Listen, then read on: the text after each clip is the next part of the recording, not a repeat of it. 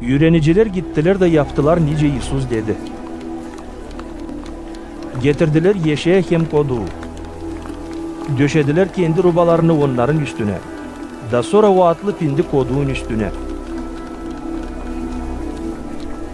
İnsandan çoğu döşerdiler rubalarını yol üstüne. Başkaları keserdiler ağaçlardan dalları. Da yol üstüne sererdiler.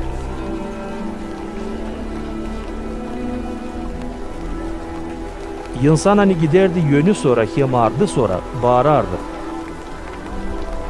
Osanna David'in oğluna, iyi sözlenmiş olsun sahibinin adına gelen. Osanna yüksek göklerde. Açan Isus girdi Yerusalim içine.